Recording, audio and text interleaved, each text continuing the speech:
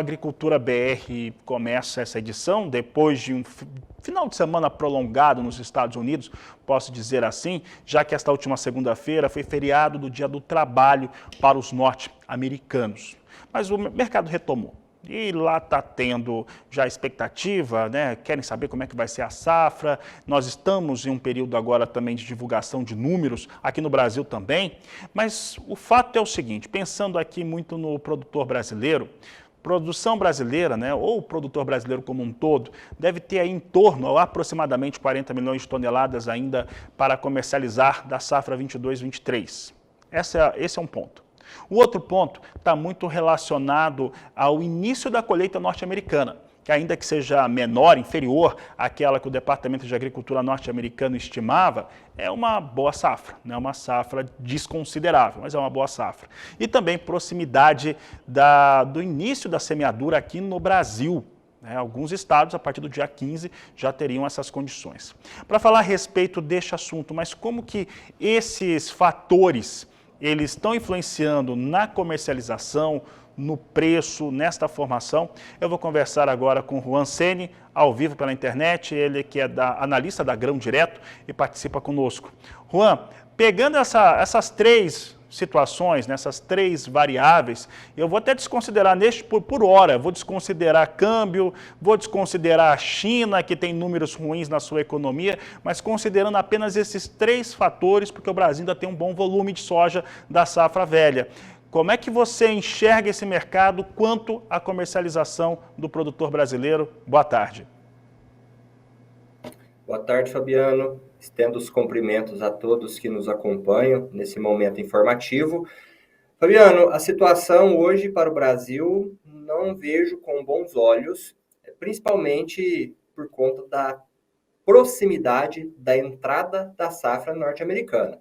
Isso porque, sazonalmente, os prêmios, as condições de comercialização, naturalmente tendem a ficar mais atrativas para o lugar que está sendo colhido, né, esse produto. E isso acaba trazendo uma concorrência muito forte se comparado com a soja que ainda está no Brasil. Então, acredito que nos próximos meses, mediante o início e a evolução da colheita norte-americana, vai ser uma concorrência de peso e possivelmente vai atrair mais demanda para os Estados Unidos.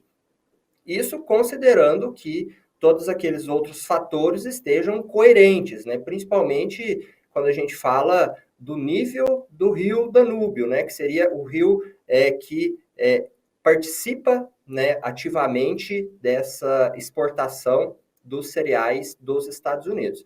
Desculpa, não é rio Danúbio, é rio Mississippi. Então, ali participa toda aquela comercialização de grãos, então ele precisa contribuir, né, com volumes de chuvas expressivos para que esse volume seja escoado de forma mais eficiente. Muito bem, Juan. Juan, e aí pensando como que os preços vão sendo praticados, aí sim agora eu faço a inserção de alguns dados econômicos importantes.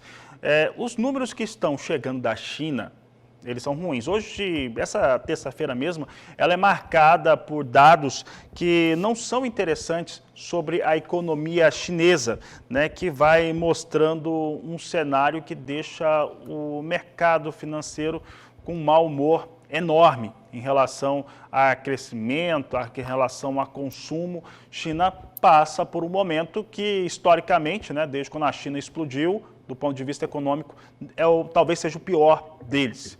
Mas isso mexe com o dólar, mexe com as bolsas, mexe com outros fatores. Mas por que eu estou falando do dólar especificamente? Porque aqui no Brasil tem a formação de preço junto com a moeda norte-americana.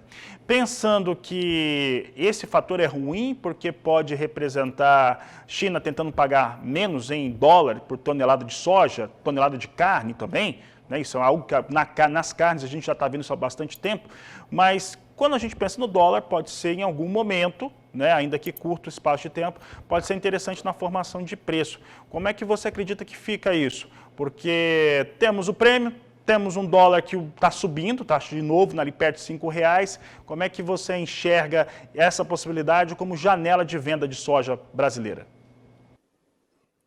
Fabiano, todo esse movimento de vamos dizer, de uma proposta de mudança de estrutura de comercialização, ela é sempre válida, né? Principalmente quando a gente fala em diversificar todo esse movimento, né, esse movimento financeiro que traz, quando a gente fala, o Brasil está vendendo esse produto para outros países. Só que esse é um movimento que ainda vai, acredito eu, ser bastante lento, ainda principalmente porque o dólar ainda é a moeda mais segura do mundo e, consequentemente, ele tem uma credibilidade, ele traz uma segurança maior de recebimento, de transações e tudo mais. Para o Brasil, isso teoricamente não traz uma mudança muito significativa, até porque vai existir ali uma certa paridade entre as moedas e, consequentemente, vai ser feito a comercialização nos mesmos níveis, né? Até porque se não for nos mesmos níveis, não se tem um interesse por esse tipo de situação. Quando a gente traz a China para a jogada, e também considerando o momento atual que ela vive, que não é tão agradável, não é tão positivo, principalmente por uma crise iminente do mercado imobiliário, que acabou trazendo várias desconfianças da saúde financeira da China, isso também traz um empecilho maior nesse sentido. Mas, no termos de comercialização geral, Fabiano, acredito que não vai ter mudanças significativas, pelo menos nesse momento. Então, vamos trabalhar com o que temos e, de certa forma, nos preocuparmos em talvez produzir bem ou, de certa forma, entregar um produto com bastante qualidade e volumes expressivos. Juan, e agora pensando no que nós vamos ter soja brasileira em dado momento concorrendo com a soja nova norte-americana. Em teoria, a soja americana vai, ou se a gente pegar o histórico, ela vai estar mais competitiva neste momento, mas a questão é que nós vamos ter um volume ainda considerável. O que deve acontecer com o preço aqui no Brasil?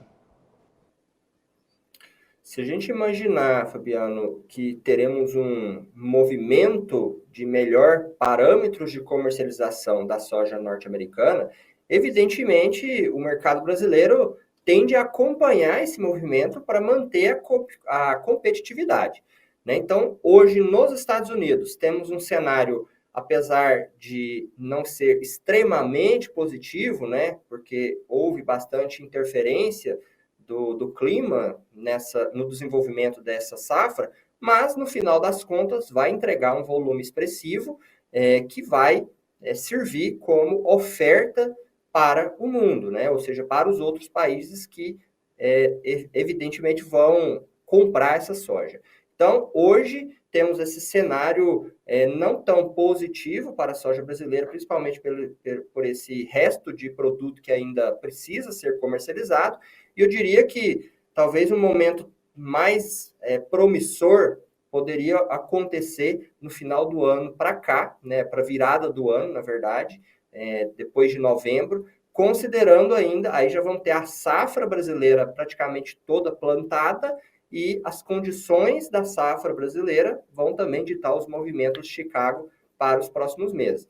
Então, nesse momento, estamos diante de 3 pontos de atenção, né? Que seria o início da colheita dos Estados Unidos, consequentemente, esse ciclo final, né, da cultura por lá, em que o clima também está interferindo, né, significativamente, para a mudança de cenário para o Brasil, né? O clima agora vai ser acompanhado de perto aqui no Brasil para que esse desenvolvimento siga sem nenhum empecilho. E caso não tenha nenhum empecilho, já vamos ter aí uma expectativa de safra bastante volumosa e acima, de acordo com as expectativas do USDA, de 160 milhões de toneladas. Muito bem, Juan. Juan Sene, para encerrar aqui a nossa entrevista, nós estamos numa semana curta, quebrada, primeiro pelo feriado norte-americano da segunda-feira, Dia do Trabalho. Aqui no Brasil, na próxima quinta-feira, teremos feriado também, no caso, o nosso 7 de setembro. Em relação à semana e às negociações brasileiras, o que você acha? Como que deve ser o volume? Porque, teoricamente, é mais baixo mesmo.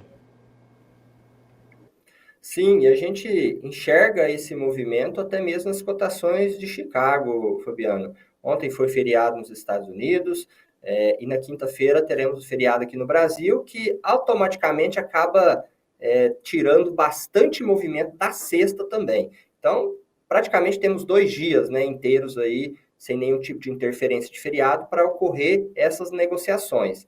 Então, isso naturalmente tira o movimento, né, o volume total, e se tivermos movimentos expressivos na próxima semana, diante do relatório de oferta e demanda que vai sair no dia 12, esse movimento tende a ser compensado, né, e participar ativamente desse volume restante da soja brasileira que ainda falta para ser comercializado. Então, o mercado também já começa a olhar para o relatório lá do dia 12, que possivelmente vai trazer ajustes, talvez não tão expressivos quanto o mercado espera, mas é sempre números que impactam o mercado.